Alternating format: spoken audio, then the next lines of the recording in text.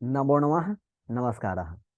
आज फिर से 10वीं वर्ग पाठ्य पुस्तक पियूषम भाग 2 के अंतिम पाठ 14वें पाठ, जिस पाठ का नाम है, जिस अध्याय का नाम है चतुर्दश पाठ शास्त्रकारा।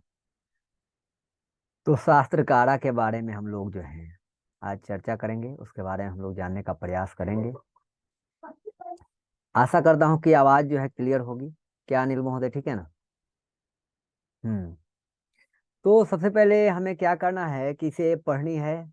तो आपको जैसा कि पता है कि पहले से जो भी वीडियो अपडेट हो रहे हैं, अपलोड हो रहे हैं ना, वो सभी में क्या है, संस्कृत भी और हिंदी भी लिखा हुआ आपको मिल रहा है, जिससे काफी आसानी हो रही है। तो सबसे पहले कहता है कि हमें देखना है शास्त्रकारा में। तो लिखा हुआ है, भारतवर्षे शास्त्राणाम महती परंपरा श्रूयते, शास्त्राणि प्रमाण भूतनि समस्त ज्ञानस्य स्रोत स्वरूपाणि सन्ति।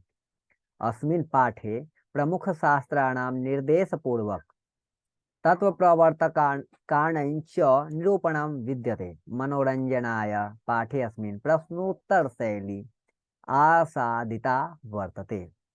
कहता है कि भारतवर्ष में जो है, भारतवर्ष की शोभा बड़ी परंपराओं सुनी जाती है। शास्त्र प्रमाण स्वरूप समस्त ज्ञान का स्रोत स्वरूप है। कहता है कि भारतवर्ष शास्त्रों की बहुत बड़ी परंपरा सुनी जाती है भी। शास्त्र प्रमाण स्वरूप समस्त ज्ञान का क्या है, तो स्रोत है, स्वरूप है। इस पाठ में प्रमुख शास्त्रों का निर्देश पूर्वक उसके प्रवर्तकों का निरूपण इस पाठ में मनोरंजन के लिए प्रश्नोत्तर शैली यानी प्रश्न और उत्तर के माध्यम से अपनाई गई है और बताया गया है। ठीक। होता है कि संवाद उस समय होता है जब गुरुजी भी होते हैं और शिष्य भी होते हैं। तो शिक्षिका कक्षायां प्रविशति छात्राः सादरम् उत्थाय तस्य अभिवादनम कुर्वन्ति। अभिवादनम लिखा गया है, अभिवादनम कुर्वन्ति। शिक्षक वर्ग में प्रवेश करते हैं, छात्र लोग उनको आदर पूर्वक उठकर उनका अभिवादन करते हैं, स्वागत करते हैं। तो शिक्षक बोलते हैं क्या, उपविशन्तु सर्वे, सभी लोग बैठ जाओ। अद्य अस्माकं परिचय संस्कृत शास्त्र भविष्यति। कहते हैं कि आज जो है तुम सबका परिचय जो है संस्कृत साहित्य से यानी शास्त्र से, संस्कृत शास्त्र से होगा। ठीक है, सही बैठ जाए। यहाँ पे लिखा हुआ है शास्त्र से होगा। युवराज, तब एक युवराज नाम का कोई विद्यार्थी रहता है, वो बोलता है शास्त्रम किम भवति, अर्थात शास्त्र क्या होता है। तब शिक्षक बताते हैं, अर्थात गुरु जी बताते हैं कि शास्त्रम नाम ज्ञानस्य शासकम अस्ति मानवानां कर्तव्या अकर्तव्या विषयान् तत्र शिक्षति। शास्त्रमेव अधुना अध्ययनं विषयः कथ्यते। पाश्चात् यदेशेषु अनुशासनम् अपि अभिधीयते, तथापि शास्त्रस्य लक्षणं धर्मशास्त्रेषु इत्थं वर्तते। प्रवृत्ता निवृत्ता नित्येव कृता वा पुंसावीनोपदेश ये तक्षाम अभिधीयते। कहता है कि शास्त्र का नाम, जो शास्त्र नाम है ना, वो चीज क्या है, तो ज्ञान का शासक है। मनुष्य को क्या करता है, मनुष्य के कर्तव्य और अकर्तव्य के विषय में वह शिक्षा देता है, यानी सीख देता है। शास्त्र ही आजकल अध्ययन का विषय भी कहा जाता है। पश्चिमी देश में अनुशासन भी कहा जाता है। जो शास्त्र है उसे अनुशासन भी कहा जाता है। हमारे यहाँ उस समय था जिस समय वैदिक काल था, जिस समय वेदों के अनुसार जो है राज और देश चला करता था। तो आज भी क्या कहता है कि पश्चिमी देशों में अनुशासन भी कहा जाता है। इसके बाद भी शास्त्र का लक्षण, धर्म शास्त्रों में सांसारिक विषयों की आसक्ति का विरिक्त अस्थाई अस्थाई या कृत्रिम का उपदेश जो लोग देता है वह शास्त्र कहलाता है। तब अभिनव नाम का कोई विद्यार्थी वो बोलता है, अर्थात शास्त्रम मानवेभ्य कर्तव्यम अकर्तव्यम च बोध्यति। शास्त्रम नित्यम भवतु वेद रूपण अथवा कृतम भवतु ऋष्यादि परिणीतम। कहता है अर्थात शास्त्र मानवों के कर्तव्य और अकर्तव्य का बोध कराता है। वेद रूप शास्त्र नित्य होता है अथवा ऋषि आदि द्वारा रचित कृत्रिम होता है। एक बच्चा है जो प्रश्न कर देता है कि जो है केवल शास्त्र जो है मानव का कर्तव्य और अकर्तव्य का बोध कराएगा, या वेद रूप का जो शास्त्र है उसका क्या कराता है, नित्य कराता है अर्थ, और क्या कराता है ऋषियों के द्वारा, और ये जितने भी शास्त्र लिखे हुए हैं वह जो है ऋषि आदि के द्वारा लिखा गया है, यानी विद्वान वगैरह के बारे में के द्वारा लिखा गया है। ऐसा तब शिक्षक बोलते हैं जानासि सम्यक जानासि कृष्णम शास्त्रम ऋषयः अन्य विद्वांसः वा रचितवन्तः सर्वप्रथम श्रेष्ठ वेदांगानि शास्त्राणि सन्ति तानि शिक्षा कल्प व्याकरणम निरुक्तम छंदः ज्योतिषम चेति। च जो रीति बना तो चेती बन गया है जी। ठीक है, चेती का कोई अर्थ नहीं होता है, लेकिन च जो रीति का अर्थ अवश्य होता है। ठीक है, कहते हैं शिक्षा के वर्ष बच्चे पूरा समझते हो, बढ़िया से समझते हो। कृत्रिम शास्त्र जो होता है ना, कृत्रिम यानी कि बनाया गया शास्त्र जो ऋषि या अन्य विद्वानों से जो रचा गया है वह। अब कहता है कि सर्वप्रथम वेद के अंग स्वरूप क्या है, तो 6 शास्त्र होते हैं, शिक्षा कल्प व्याकरण निरुक्त छंद और ज्योतिष। ये 6 क्या है, शास्त्र हैं। तब इमरान कह देता है गुरुदेव एतेषां विषयानां के प्रणेतारः। गुरुदेव इन सब यानी इन सभी छंदों का यानी कि शास्त्र को विषयों के कौन कौन रचयिता हैं, कौन कौन लेखक हैं।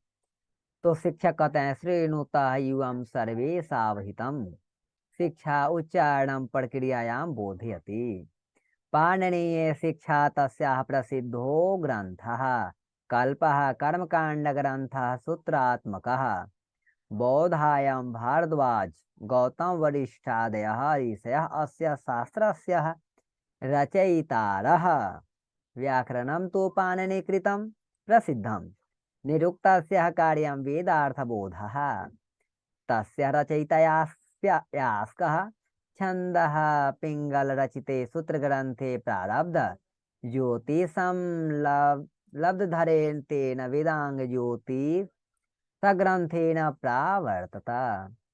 कहते हैं गुरु जी की सावधान होकर सुनो। शिक्षा उच्चारण क्रिया का ज्ञान कराता है, शिक्षा जो है उच्चारण क्रिया का ज्ञान कराता है।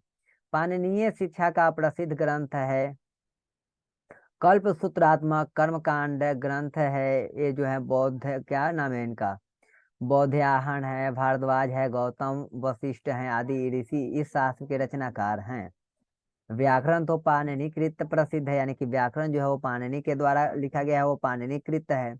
निरुक्त का कार्य जो है वेद के अर्थ को बोध कराना होता है, उसके रचयिता कौन है, तो यास्क हैं।